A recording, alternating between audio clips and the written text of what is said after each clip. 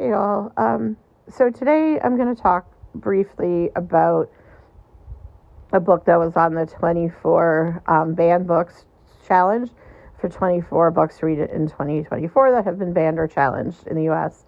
And this book is Melissa by Alex Gino, and it's Melissa or previously published as George. And at first I thought that was like the whole title, but actually it was, when it first was published as George, because it follows a kid, a fourth grader, who she knows she's a girl, but she was born a boy, and so the book really follows her kind of telling her mom, telling her brother, telling her teachers and her friends.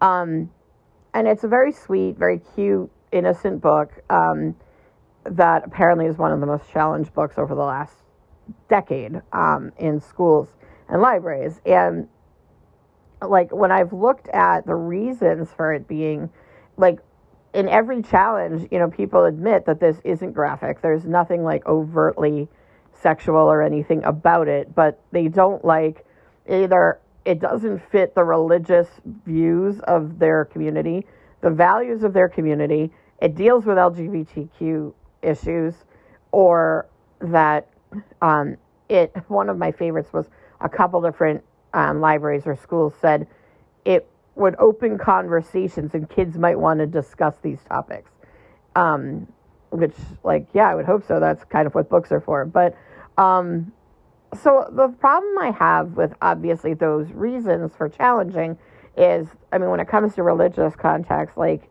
a public library and a public school are not beholden to a religious institution, because, whether, apparently, not everybody understands that we do have a separation of church and state, and we don't necessarily follow that as much as we should, but that's still there. And, even if the majority of your community is one religion, that doesn't mean everyone is. And, public institutions are not supposed to follow, religious doctrine in terms of what is appropriate. And then, in terms of like the views of the community and the values of the community, this book is completely innocent and sweet. And so the only reason you would want to ban this book, and the only view of your community or values of your community, would be that you don't like trans people, I guess. And that, I don't think that that's a value you want to like embrace. Exclusion isn't really a positive community value. And then, to say that like a book might inspire discussion, that's your job, like, as a parent, is to have those conversations.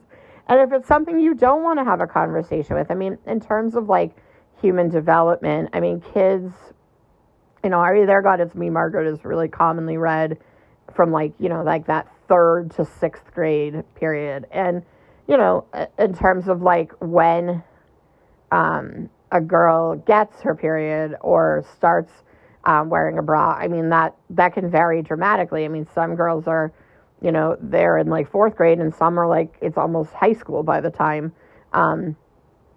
they've reached that point in adolescence. But the reality is, like, 4th and 5th grade is really where that starts, and those conversations kind of make sense to be having.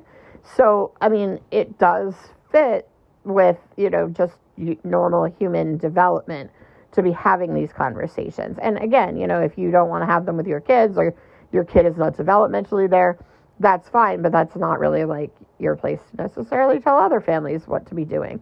And that's why, in terms of why a school library would have those. So the thing that I've realized about a school library is that, like, I don't think a lot of people understand like what librarians do, or like their qualifications.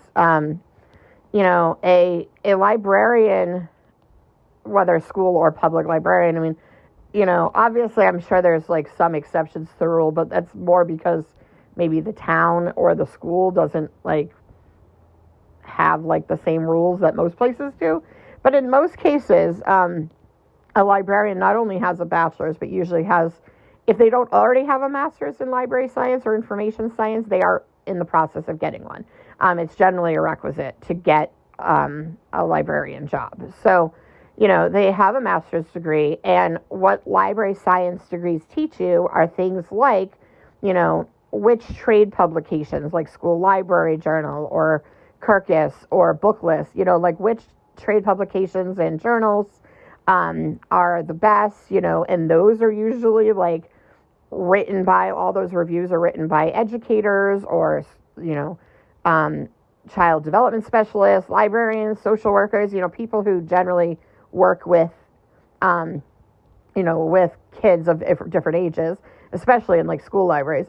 And then, they have to learn things about like how to curate a collection and understanding like the demographics of your community. And, they spend a lot of time on literary study and children's literature in particular, like children's lit and YA lit courses, which, you may think, oh, what is that? What is a children's lit class? I mean, children's lit classes, you spend a lot of time studying not only the book, but also like the social context of the book, the challenges that the book they have faced, why the book is significant, and you actually do a lot of like deep dive analysis into like how the book can be an effective, book for certain age groups, or how it could be an issue.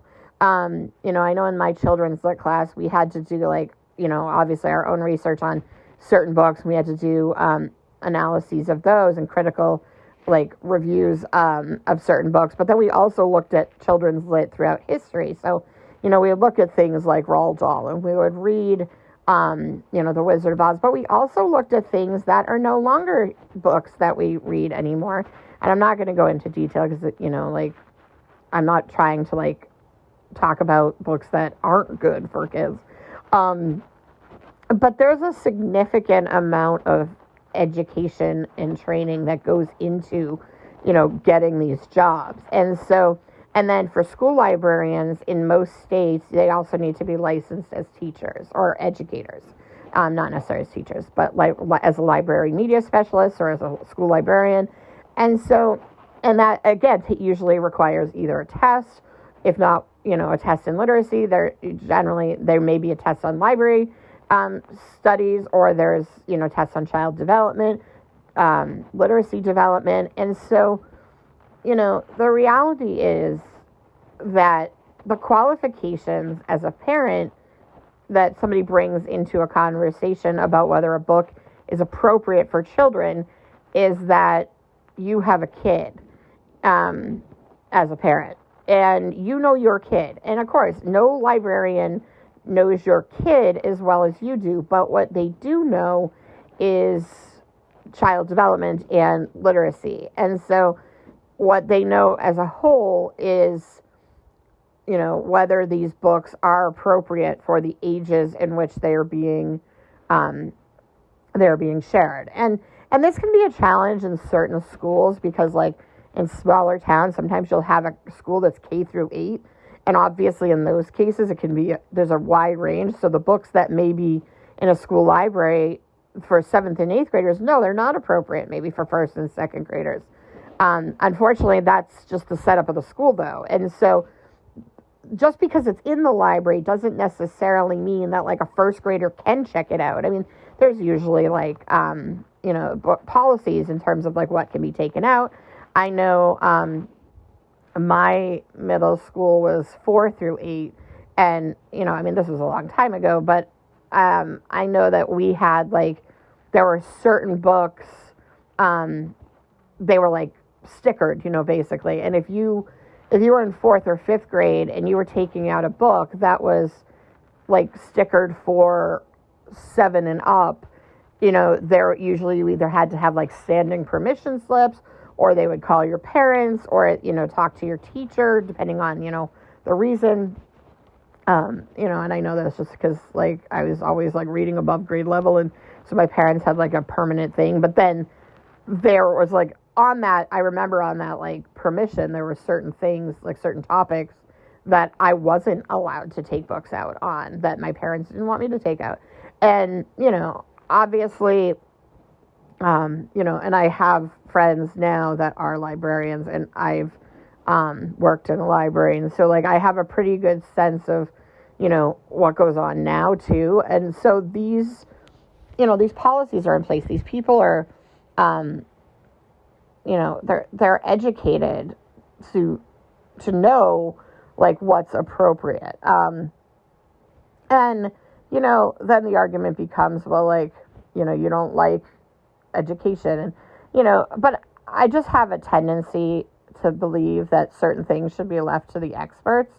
So when it comes to how to teach, I'm not a fan of, parents trying to affect curriculum and determine, because, the teachers and the educators who have, gone through master's degrees and endless schooling and constant professional development in best practices in education. I'm not saying there shouldn't be a conversation, that there's no room for conversation, but I also think at some point curriculum needs to be determined by the experts in the field, and same with a library, collection. These are the people who know, this is what they do. And so it's if you need to have your car repaired, you're not going to bring your car to a school librarian. But if you're asking about book, the value of a book in a collection, that's what you are going to ask a librarian for, because that's what their expertise is. And, you should, if you need to have your car fixed, you want to go to an expert. You want to go to a mechanic. If you have questions about medical issues, you should want to go to a doctor. But again, this is a social issue. We don't trust the experts, and that's a problem too, but that's a whole other thing. But so that's kind of my philosophy, is this is, these are people who are well educated. And if you want, what I'll do is I'll put up a link to Simmons College's library media studies degree program, so you could kind of look that, because they're one of the best in the country. So just so you could kind of see, if you don't believe what they actually take in terms of courses. But, back to this particular book, it's, so it's age appropriate. The content is not shocking or offensive. And the only real reason that it comes down to is that, essentially there are people who just don't want their kids to know that trans people exist, and they don't want to acknowledge trans people. And this is going to sound like a ridiculous argument, and it might sound silly, but this is, and I'm not comparing trans people to a giraffe, but what I'm saying is if you went into a school or to a library and you said, I don't like this book because there are giraffes in this book, and I don't want my child to know that giraffes exist, and I don't want to have conversations with my child about giraffes, and you set out on this life goal of banning any book or any movie or any reference to giraffes, so that your child can go through life being ignorant of the existence of giraffes, people would think you were ridiculous. People would laugh at you, right? And so, again, I'm not comparing trans people to giraffes. What I'm saying is giraffes don't cease to exist because you go on this life mission of stopping your kids from knowing they exist. And it's the same with trans people. You can ignore the conversation. You can try to make sure your kids have no exposure to it. They don't have these conversations, but they're still going to find out that trans people exist. And at some point they're going to have questions. And I guess a lot of it's because I was raised to ask questions, and my parents, were pretty supportive of me, asking questions, and they would try to explain things to me, even that they made them uncomfortable, because, and especially now, kids can go on the internet. So if you're not telling them, their friends may tell them, or they may hear about it somewhere, and their only exposure, if you're blocking them from books that are accurate portrayals, or that are authentic portrayals of these topics, And, you don't want this stuff in schools, and you don't want in libraries, and you don't want them to have any kind of conversations about these things. That ends up being worse. It's kind of like, years ago, it was, anything remotely sexual, because it was like you didn't want your kids to know about sexuality. But, now we live in a world where, like, they can get on the internet and look at all kinds of things. And the last thing you want is a kid at, like, 10, 12, 15 getting their only knowledge of human sexuality from, like, the internet or their friends, because, that could be very dangerous. And obviously it can lead to very bad situations.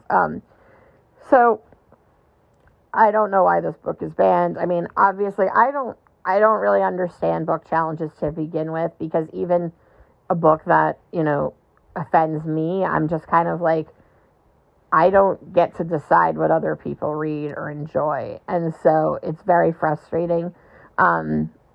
And so I wanted to read this because I was just like, okay, so it's a book for kids. It's on the top of all these lists. Is it, like, explicit? I was trying to figure out maybe like I could see, but, like, honestly I can't, because it's very cute and very innocent, and there's just really, like, it's almost, like, too cute. Like, I was kind of like, oh, this is, like, I wish it was, like, it was a little more difficult, for this character to kind of be like, I'm a girl, and for, like, that there would be more pushback. But at the same time, I'm also kind of, like, glad there isn't, because, maybe someday this will be the reality, is that, like, a kid will say, but no, I'm actually a girl, and then everyone will go, okay, and that will be it. Anyway, but, and it's nice for kids to see representation of their feelings and their experiences. So,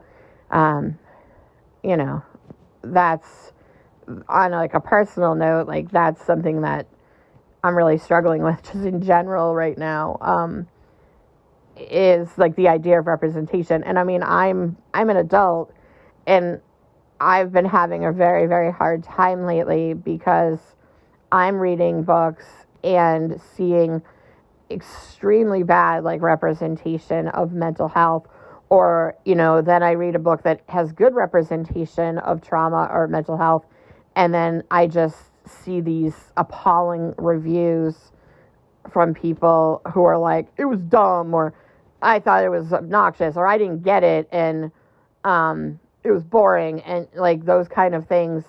And, like, honestly, the combination of those two things, as an adult, like, I can be honest and tell you that, like, I don't know, like I'm struggling with it. And so I can't imagine, being 10 or 11 years old and struggling with, like, gender affirmation, and, like, you have all these forces telling you that you're wrong, and for no other reason, because of ignorance. And I mean, I just see it, and, I just know, like, I'm supposed to be, a lot more stable in my life. And so, like, it's concerning to me just in general, because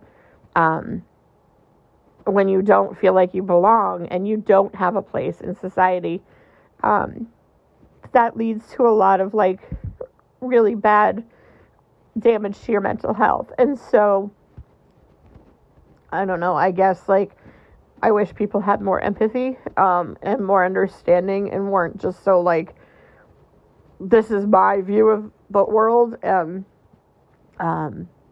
Yeah, so I think it's an important read, and I think it's, important that these books exist. And I think that the damage that can be done from these challenges can't be understated. And I wish that the so-called interest in kids' well-being and kids' mental health and, protecting kids was actually, like, thinking about the long-term consequences of these kind of challenges, and what they can do to a kid. Because again, if they can do this to an adult, and, what do you think that's doing to somebody who's, 10 and 11? They're the ones who are like watching all of this. And, I just wonder how many conversations have been had with the kids that are supposedly being protected about like how they feel about it all. So anyway, I do recommend the book. And like I said, I don't know. I'll probably be back at some point in February. I have some stuff that like we've already put together that will probably get posted. And then I think I'm going to take a step away for a bit because, yeah. But anyway, I hope, I'll try to read more of these. I may just be taking a little bit of a hiatus. So, okay. See you around. Bye.